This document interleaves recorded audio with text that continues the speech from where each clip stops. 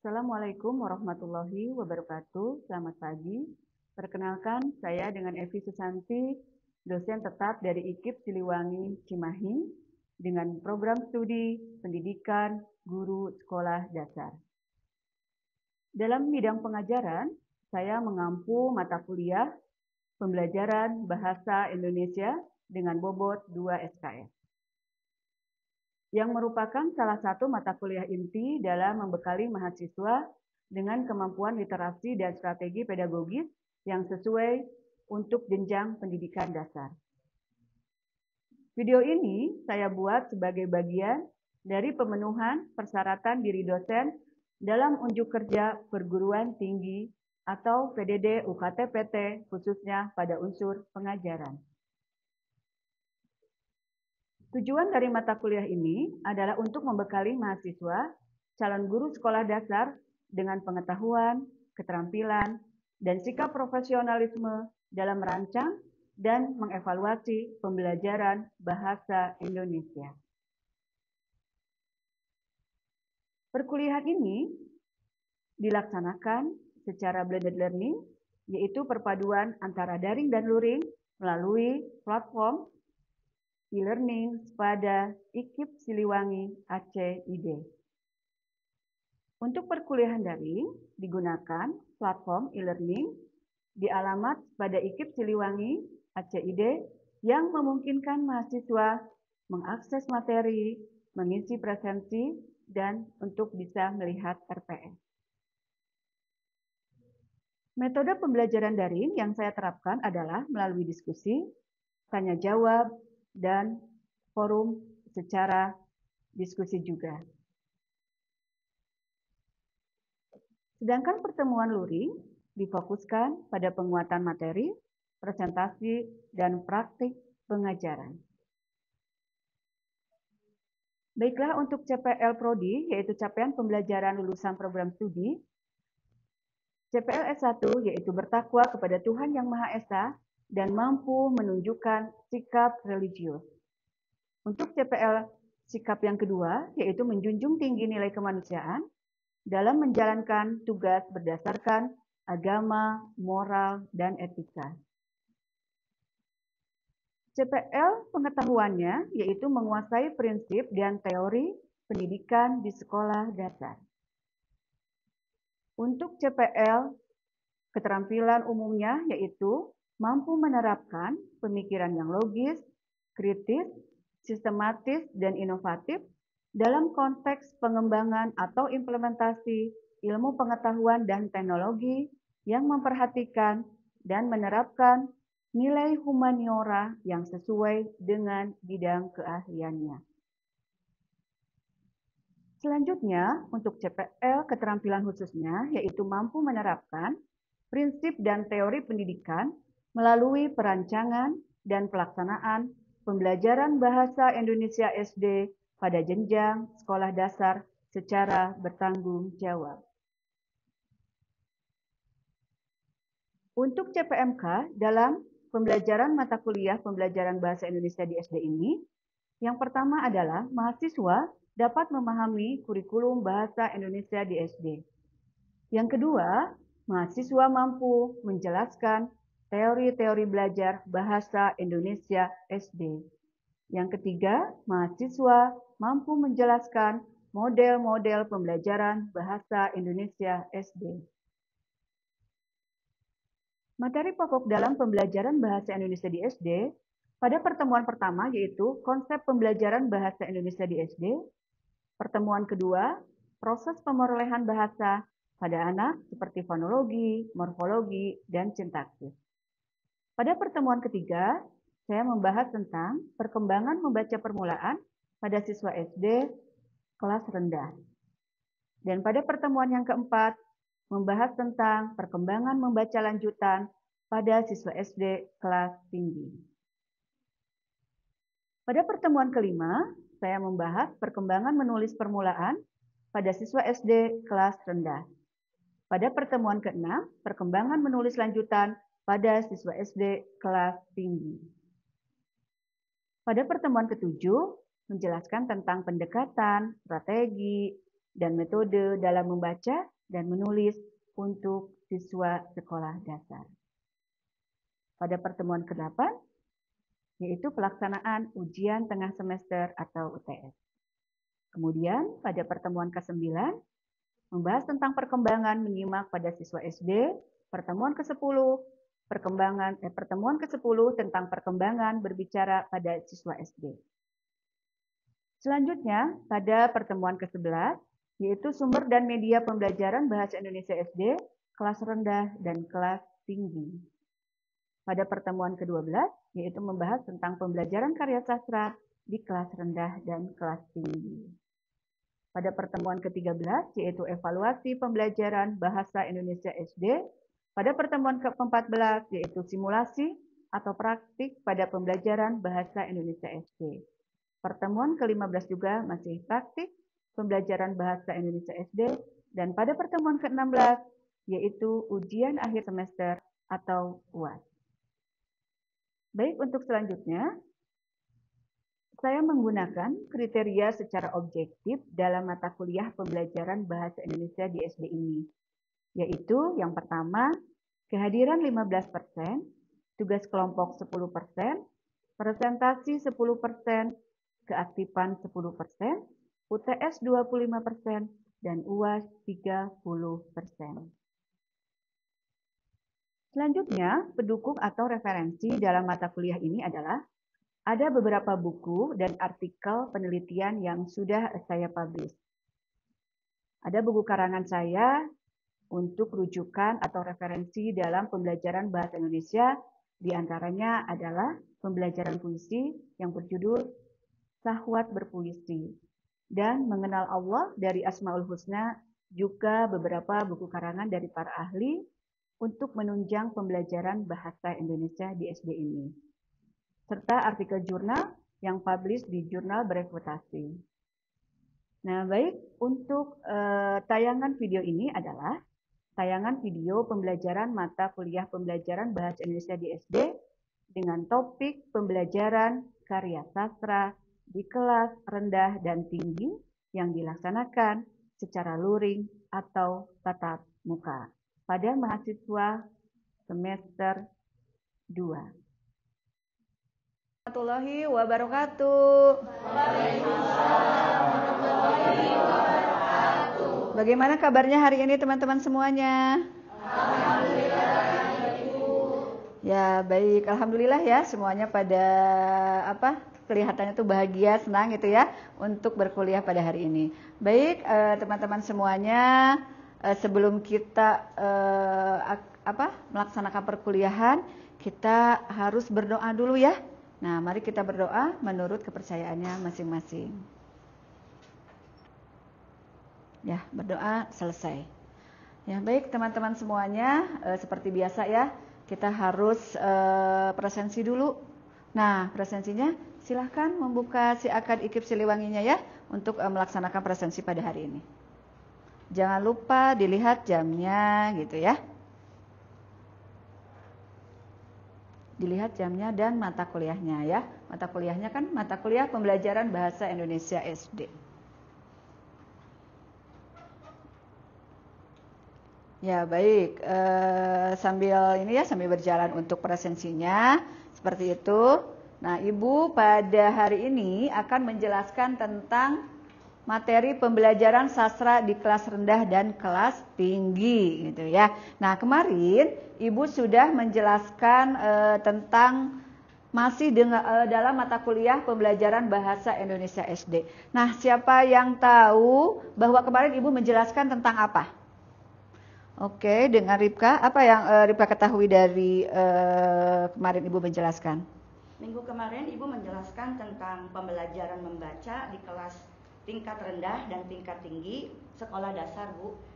Pembelajaran membaca di kelas rendah dari kelas 1 sampai kelas 3 SD yaitu difokuskan pada pembaca permulaan seperti memperkenalkan siswa pada huruf, suku kata, dan kalimat sederhana. Itu. Baik, terima kasih untuk Ripka. Ya, begitu ya teman-teman. Kemarin Ibu sudah menjelaskan tentang bagaimana pembelajaran membaca di SD tingkat rendah dan tingkat tinggi. Baik, sekarang Ibu akan menjelaskan tentang pembelajaran sastra di kelas rendah dan kelas tinggi ya. Nah, pembelajaran sastra adalah proses pembelajaran yang bertujuan untuk mengenalkan, menumbuhkan minat, serta mengembangkan kemampuan siswa dalam mengapresiasi, memahami, dan mengekspresikan diri melalui karya sastra. Nah, seperti apa? Seperti dongeng, ya, fabel, puisi, cerita rakyat, dan drama. Ya. Nah, sebelum itu, mengapa sastra itu penting untuk anak SD? Siapa yang mau berpendapat nih? Oke, nah Atep, gimana Atep? Izin menjawab ya Bu. Oke. Karena bisa mengembangkan imajinasi siswa melalui sebuah cerita. Oke, baik. Luar biasa ya, ternyata kelas ini sangat kreatif, aktif. Ya, betul ya, sastra itu penting untuk anak SD untuk mengembangkan imajinasi. Ya, dan kreativitas. Nah, kita lihat di sini. 1, untuk meningkatkan kemampuan berbahasa siswa. Bahasa yang bagaimana gitu ya. Siswa, anak SD itu rata-rata mereka itu harus dituntun atau harus kita pandu untuk belajar berkomunikasi. Nah, di sanalah sastra yang harus kita ajarkan kepada anak-anak SD ya. Yang kedua apa? Mengembangkan pemikiran dan imajinasi. Tentunya imajinasi anak SD itu masih luas ya. Masih banyak seperti itu. Nah, kita sebagai calon guru SD, kita harus mampu membimbing anak-anak SD itu untuk bisa berimajinasi terhadap kreativitas yang tinggi, ya. Nah, yang ketiga yaitu memupuk nilai-nilai dan kepekaan sosial. Nah, kepekaan sosial inilah yang harus kita tanamkan. Contohnya, kecintaan terhadap orang tua, gitu ya. Sayang terhadap adik, sayang terhadap teman. Nah, itu adalah contoh-contoh karya sastra yang bisa dijadikan tema. Nah, selanjutnya yang keempat adalah memperkaya pengalaman siswa. Nah, tentu saja dengan adanya siswa membuat suatu karya, misalkan puisi, itu akan menambah pengalaman siswa. Atau misalkan mengarang, ya. Nah, apalagi sekarang musim liburan anak sekolah ya. Biasanya anak-anak itu bisa berimajinasi ketika liburan bersama nenek gitu ya. Atau misalkan liburan bersama keluarga, bersama orang tua dan sebagainya ya. Nah, itulah kenapa sastra itu penting untuk anak SD. Nah, materi untuk kelas rendah itu kelas 1 sampai kelas 3 ya. Nah, ini adalah ada jenis karya sastra yang diajarkannya itu dongeng. Nah, tadi ya, Kancil dan Buaya atau fabel contoh semut dan belalang. Puisi anak sederhana, cerita bergambar, nyanyian atau rima berima. Ya, seperti ini. Nah, jadi kalian sebagai calon guru sekolah dasar harus mengajarkan seperti ini kepada anak-anak atau siswa kelas rendah. Ya, yang tentunya disesuaikan dengan usia atau jenjang atau umur mereka, seperti itu ya. Baik, lanjut. Nah, ini materi pokoknya apa saja gitu ya yang ada di kelas rendah itu. Mengenal tokoh, latar dan alur secara sederhana. Ya, jadi sesuai jenjang yang tadi sudah Ibu jelaskan. Yang kedua yaitu menyebutkan pesan moral dari cerita. Ketika di sini teman-teman semuanya menugaskan sebuah tugas kepada anak-anak itu harus berbentuk karakter, moral gitu ya. Contohnya cerita-cerita seperti itu atau puisi-puisi yang menggambarkan karakter atau moral yang menumbuhkan bahwa mereka itu harus cinta terhadap sesama, misalkan seperti itu ya. Nah, selanjutnya menyusun kembali cerita sederhana. Nah, ini bagaimana Bu gitu ya. Menyusun kembali cerita sederhana, kalian bisa menggunakan video yang interaktif. Ya, misalkan kalian menayangkan sebuah video gitu ya, video interaktif tentang pembelajaran sastra atau tentang cerita dongeng seperti itu. Nah, nanti kalian bisa gitu ya menugaskan kepada anak didiknya gitu ya, kepada siswa SD itu bagaimana menyusun kembali cerita sederhana itu. Atau lewat kartu huruf ya bisa. Nah, kartu bergambar maksudnya ya, seperti itu kartu bergambar. Di situ ada gambar-gambar, misalkan ada gambar kelinci, gambar harimau. Nah, di sananya ada teks sederhana saja gitu ya, seperti itu. Nah, nanti boleh disusun untuk siswa menjadi cerita menjadi sebuah cerita yang sederhana ya, seperti itu. Nah, selanjutnya adalah bermain peran berdasarkan cerita. Nah, bermain peran ini adalah drama ya, drama sederhana. Biasanya anak-anak itu ya suka senang memakai pakaian-pakaian yang binatang ya, misalkan kelinci, harimau gitu, ayam, nah seperti itu. Nah itu juga akan menumbuhkan minat sastra terhadap anak SD kelas rendah gitu ya. Nah baik, sekarang kita akan lihat metode dan pendekatannya. Membacakan cerita ya tentu saja tadi ya. Ibu guru juga bisa membacakan cerita di kelas nanti ya terhadap anak-anaknya. Yang kedua cerita bergambar dan boneka. Tahu kan ya, suka ada boneka ini ya, storytelling yang seperti itu. Nah, itu juga bisa menumbuhkan minat anak untuk mengenal sastra gitu ya. Selanjutnya adalah bermain peran. Nah, tadi ya sudah Ibu jelaskan, bermain peran drama dan sebagainya. Bernyanyi atau membuat puisi pendek. Tuh, bernyanyi ya. Nah, kalau bisa di sini calon-calon gurunya juga harus menciptakan lagu anak-anak. Ya, seperti itu. Jadi jangan lagu-lagu yang dewasa saja ya terhadap anak-anak seperti itu. Yang selanjutnya adalah tanya jawab lisan sederhana. Contohnya seperti apa? Biasanya anak-anak SD itu banyak bertanya. Ya, ingin tahunya itu adalah apa namanya tuh lebih banyak ya daripada anak dewasa. Nah, kita harus bisa menjawabnya ya. Kita harus bisa apa namanya tuh secara pendekatan terhadap anak SD. Coba kita rangkul seperti itu ya. Jangan ketika ada anak SD yang bertanya kita tidak mampu menjawabnya. Seperti itu ya. Nah, selanjutnya. Nah, ini untuk materi kelas tinggi. Tentunya kelas tinggi sudah diketahui kelas 4 dan sampai dengan kelas 6.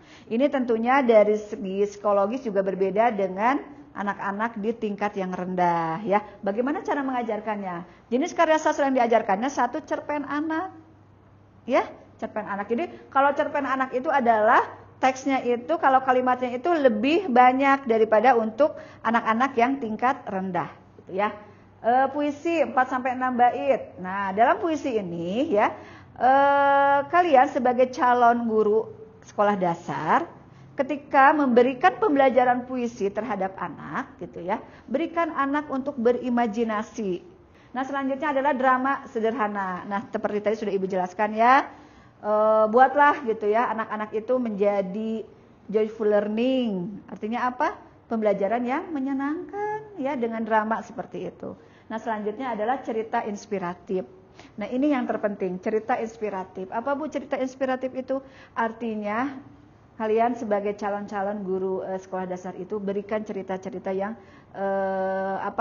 membuat anak-anak didik kita itu merasa terenyuh hatinya, punya motivasi tinggi gitu ya. Contohnya apa? Misalkan harus menyayangi kepada ibu gitu. Ibu itu kan bangun pagi, kadang sore juga masih bekerja gitu ya, ibu rumah tangga seperti itu. Nah, itu berikan pemahaman-pemahaman seperti itu ya. Terus misalkan mencintai terhadap adiknya, menghormati terhadap kakaknya. Nah, berikan cerita-cerita inspiratif yang seperti itu ya. Itu akan menumbuhkan kebaikan-kebaikan terhadap anak didik kita gitu ya. Baik, selanjutnya. Nah, materi pokok dalam jenjang yang tinggi ini adalah menyimpulkan isi cerita dari pesan moral. Kalian tayangkan sebuah video atau berikan sebuah teks cerpen. Simpulkan isi cerita itu dan apakah pesan moral yang ada di cerita tersebut. Gitu ya. Atau kalian bagikan buku bacaan, buku cerita ya terhadap anak-anak. Kan kalau kelas 4 sampai kelas 6 itu sudah bisa membaca, ya tidak? Nah, sudah bisa membaca kan ya? Nah, di sana berikan tugas untuk menyimpulkan isi cerita. Pesan moral apakah yang ada di dalam buku cerita tersebut? Nah, seperti itu ya. Nah, selanjutnya adalah menyusun cerita ulang dengan bahasa sendiri. Nah, tentu saja ini adalah metode pembelajaran yang sangat bagus juga. Ketika anak sudah membaca cerita, coba ceritakan di depan kelas apa yang tadi kalian sudah baca gitu ya. Coba ulang lagi dengan kata-kata sendiri. Nah, seperti itu ya. Selanjutnya adalah membandingkan dua cerita sejenis. Maksudnya ada cerpen, ada novel gitu ya. Apa perbedaan dari cerpen dan novel itu? Seperti itu ya. Ada lagi membaca dan menulis puisi. Nah, selain menulis puisi juga anak-anak juga diajarkan untuk membaca puisinya, bagaimana ekspresinya gitu ya. Bagaimana cara pengucapannya, intonasinya seperti itu. Selanjutnya adalah bermain drama pendek berdasarkan cerita. Nah, tadi ya yang sudah Ibu jelaskan. Selanjutnya adalah menanggapi karya sastra secara tertulis. Artinya ketika Bapak dan Ibu di sini teman-teman semuanya ya menayangkan sebuah video pembelajaran tentang karya sastra, tulis kembali ya yang tadi kalian lihat gitu ya. Itu Ibu menjelaskan tentang apa. Nah, seperti itu ya. Jadi harus menanggapi karya sastra secara tertulis. Nanti anak-anak akan berpendapat sendiri berdasarkan kemampuan berimajinasi anak-anak itu ya. Karena pendapat anak-anak kan akan berbeda-beda. Ya, seperti itu. Selanjutnya resensi cerita pendek. Nah, sekarang kan banyak buku-buku ya. Sekarang mah banyak buku elektronik juga gitu kan.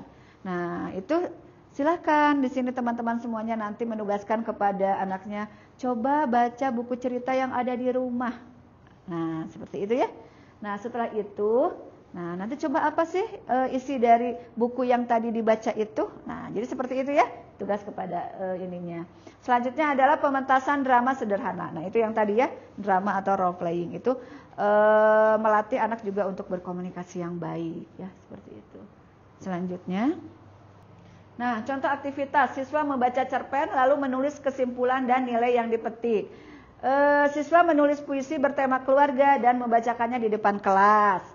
Kelompok siswa memerankan cerita legenda Nusantara. Nah ini yang ke-1, kedua, yang ketiga itu adalah tentang aktivitas membuat cerpen, menulis puisi, dan memerankan cerita legenda Nusantara yang tadi drama itu ya. Ternyata menulis, membaca gitu ya, memerankan atau role play itu adalah sangat penting untuk anak-anak SD, baik itu tingkat rendah maupun tingkat tinggi ya, seperti itu. Selanjutnya, nah ini ada tugas kelompok ya. Nah, tapi sebelum tugas kelompok nih, apakah ada yang ingin bertanya tentang pemaparan tadi yang sudah Ibu jelaskan? Siapa yang mau bertanya? Barangkali kan tadi tidak mengerti atau keingintahuan dari teman-teman semuanya dari materi yang sudah Ibu jelaskan. Siapa yang ingin bertanya? Siapa? Ya, Rere ya? Oke. Apa yang ingin tanyakan, Re? Ingin bertanya Ibu, apa perbedaan pendekatan pembelajaran sastra di kelas rendah dan kelas tinggi SD? Oke, baik. Terima kasih, Rere ya. Apa perbedaannya pendekatan sastra di kelas rendah dan kelas tinggi? Nah, tentunya tadi sudah Ibu jelaskan, di kelas rendah itu kita harus mengajarkan kepada anak didik kita itu adalah secara visual. Secara visual itu bagaimana? Tayangkan sebuah video pembelajaran ya. Pembelajarannya itu berbentuk video interaktif tentang cerita fabel gitu ya, atau tentang cerita Malin Kundang dan sebagainya. Itu bisa dijadikan referensi. Nah, di tingkat tinggi itu harus lebih kreatif ya, kreativitasnya yang harus digali di tingkat tinggi itu. Contohnya seperti apa? Nah, tayangan-tayangan atau video interaktifnya harus yang tinggi juga. Artinya apa? Misalkan tayangkanlah sebuah musikalisasi puisi, tapi yang anak-anak itu bisa seperti itu. Jadi kan sudah tinggi ya. Atau misalkan berikan contoh cerpen. Nanti anak SD yang kelas tinggi itu menganalisisnya atau merangkumnya seperti itu. Dan pesan moral apa yang ada di cerpen tersebut. Nah, itu adalah di kelas tinggi ya, seperti itu. Mengerti? Baik, terima kasih ya untuk Rere. Nah, ada yang bertanya lagi tidak sebelum nanti kita membentuk kelompok? Boleh. Siapa? Nada ya? Oke, Nada apa yang mau bertanyakan? Ya Bu, izin bertanya, jenis karya sastra apa saja yang cocok digunakan dalam pembelajaran di sekolah dasar? Baik, jenis sastra apa saja sih yang harus kita ajarkan di untuk anak SD itu gitu ya. Nah, tadi Ibu sudah jelaskan, ada fabel ya. Fabel itu apa? Ya, cerita hewan, cerita binatang, betul ya. Biasanya anak-anak itu lebih senang seperti itu. Yang kedua adalah tadi dongeng ya, sudah Ibu jelaskan. Yang ketiga adalah drama, role play ya. Ada ya, role play itu drama. Mereka sangat senang sekali kalau misalkan memerankan, kamu nanti akan berperan sebagai kelinci ya. Nah, kelinci yang baik hati, atau kamu akan memerankan si buaya ya. Nah, seperti itu ya. Nah, selanjutnya apa? Nah, itu cerpen tadi untuk tingkat yang tinggi ya, seperti itu. Atau puisi yang tadi sudah Ibu jelaskan. Berikan pembelajaran puisi itu berdasarkan imajinasi dan kreativitas dari siswa itu sendiri. Itu ya, seperti itu. Ya, Nada seperti itu? Mengerti? Iya, terima kasih ya. Ya, sama-sama. Nah, baik, sebelum kita akan ini dulu ya, kelompok saja dulu ya. Karena tadi kan Ibu menjelaskan saja. Nah, sekarang Ibu mau membagikan lembar kerja mahasiswa dulu ya. Di situ sudah ada terdapat ini ya, apa namanya tuh? Teks puisi ya. Nah, silakan. Ibu sudah mencantumkan link puisinya. Coba lihat di ini apa? LMS-nya ya yang sudah Ibu berikan. Nah, coba amati di situ tentang puisi dari karya siswa ya. Nah, diamati dulu ya semuanya.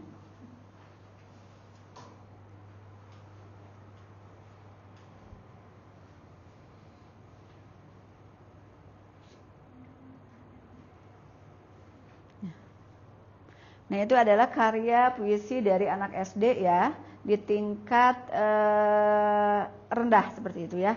Beliau adalah kelas 3 SD gitu ya. Silakan diamati dulu, nanti dijawab pertanyaannya, coba diskusikan dengan teman-temannya.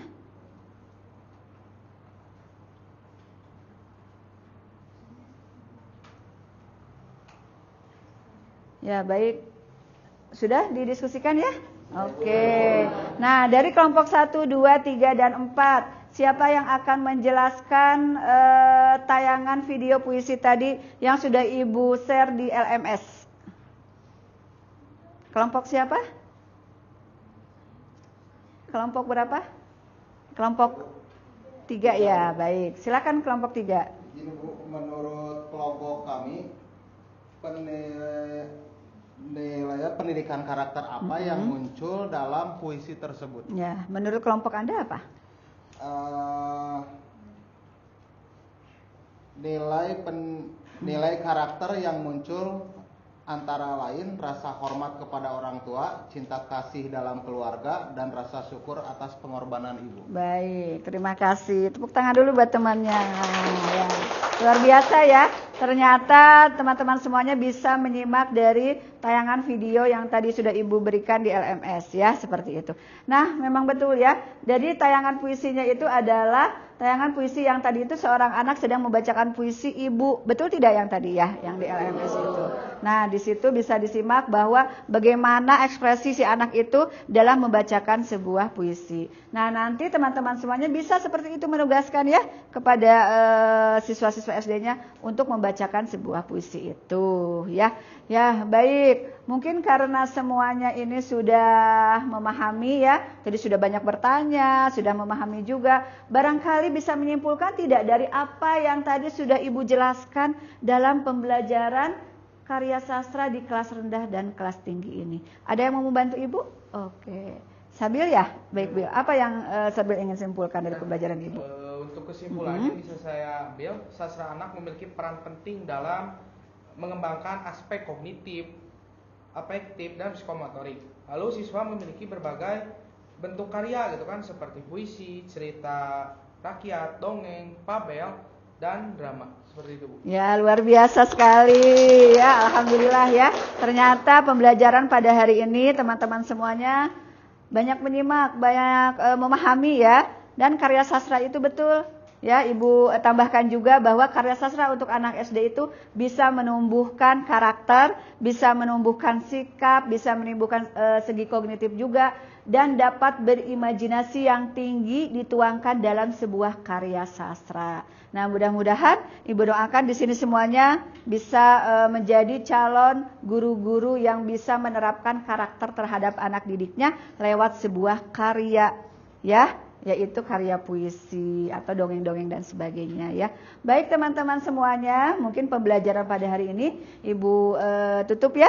Kita akan bertemu kembali pada pembelajaran selanjutnya minggu depan dengan topik yang akan berbeda, yang tentunya nanti akan memberikan pengetahuan yang baru untuk teman-teman semuanya ya. Terima kasih untuk pembelajaran hari ini. Assalamualaikum warahmatullahi wabarakatuh. Waalaikumsalam.